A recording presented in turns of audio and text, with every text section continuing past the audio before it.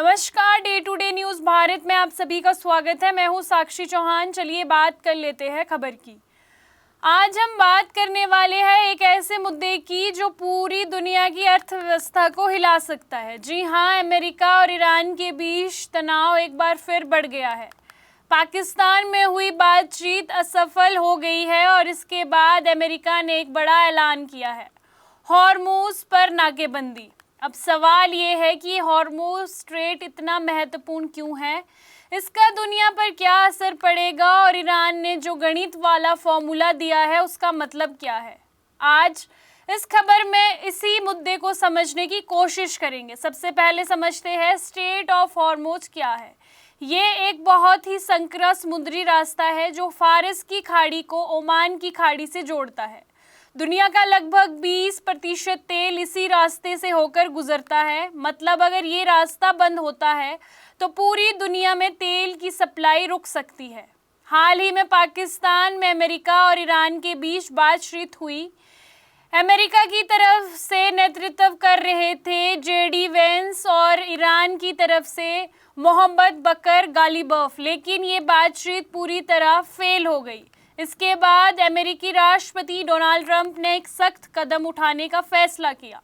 America ने कहा कि वे ईरान की बंदरगाह में आने जाने वाले जहाज़ों को रोकेगा। ईरान के सभी पोर्टल्स, खाड़ी क्षेत्रों में समुद्री रास्ते और ख़ास तौर पर हॉर्मुज़, ये सभी जो काम करवाया जाएगा अमेरिका की तरफ से वो करेंगे यूनाइटेड स्टेट्स सेंट्रल कमांडर। लेकिन ध्यान देने वाली बात यह है कि अमेरिका ने कहा कि जो जहाज़ सिर्फ दूसरे देशों के बीच जा रहे हैं उन्हें जाने दिया जाएगा। मतलब साफ है अमेरिका की तरफ से कि ये बहुत बड़ा दबाव बनाने की कोशिश की जा रही है। अब बात करते हैं सबसे दिलचस्प हिस्से पर।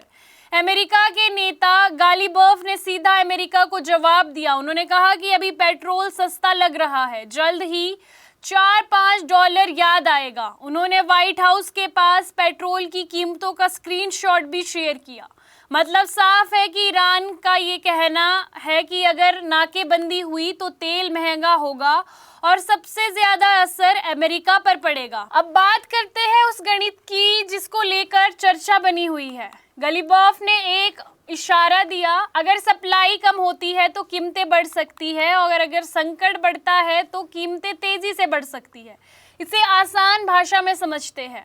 मान लो कि पेट्रोल 100 रुपये है, अगर थोड़ा संकट बढ़ता है तो 110 हो जाएगा, लेकिन अगर संकट गहराता है तो 150 या 200 भी हो सकता है। इसे कहते हैं एक्सपोनेंशियल ग्रोथ, यानी बढ़ोतरी धीरे धीरे नहीं तेजी से होती है। अगर हॉर्मुज़ में तनाव बढ़ता है तो क्या क्या हो सकता है। सबसे पहले तेल की कीमतें महंगी होगी। चीन, भारत, यूरोप सभी प्रभावित होंगे। पेट्रोल डीजल महंगा होगा, आम आदमी की जेब पर इसका सीधा असर होगा। महंगाई बढ़ेगी, खाने पीने की चीज़ें, ट्रांसपोर्टेशन सबसे ज़्यादा महंगा होगा। और अगर और ज़्यादा खतरा गहराता है तो शेयर मार्केट गिर सकता है, निवेशकों में डर बन सकता है। भारत के लिए ये और भी गंभीर हो सकता है।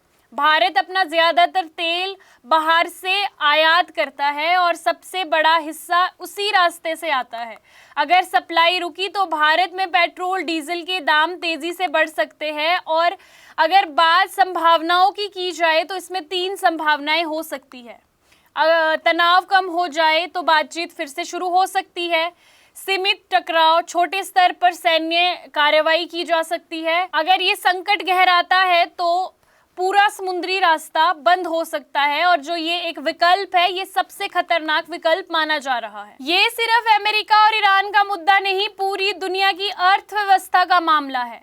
स्ट्रेट ऑफ हॉर्मुज़ पर क्या होता है ये तो आने वाला समय ही बताएगा। क्या तेल की कीमतें सस्ती होती है या तेल और ज्यादा महंगा होगा। सपनों का घर देख रहे हो तो सही वीडियो पे आए हो। जी हाँ, अगर आप एक प्राइम लोकेशन पे अपने लिए घर देख रहे हो तो जेनेसिस हाइट और स्क्वायर आपके लिए एक लग्जरियस प्रॉपर्टी लेके आया है। इसमें आपको लग्जरियस फ्लैट, पेंटा हाउस, क्लब हाउस की सुविधाएं देखने को मिलेगी और जो जल्द ही बनकर तैयार हो जाएगी। और इसके साथ ही अगर हम बात करें इसके ग्रीन एरिया की, जो 3 एकड़ में फैला हुआ होगा, इस ग्रीन एरिया में सबसे बड़ी बात यह है कि आप अपने बच्चों के साथ क्वालिटी टाइम स्पेंड कर सकते हो, साथ ही अपने बच्चों को नेचर के साथ भी कनेक्ट कर सकते हो। आपको बता दें कि day to day news Bharat निष्पक्ष तरीके से पत्रकारिता करता है। हमारा कोई भी रिपोर्टर फील्ड में किसी से कोई उपहार या विज्ञापन स्वीकार नहीं करता और ना ही किसी को ब्लैकमेल करता। हम हमेशा दबे कुचले लोगों की आवाज बनते आए हैं और आगे भी बनेंगे।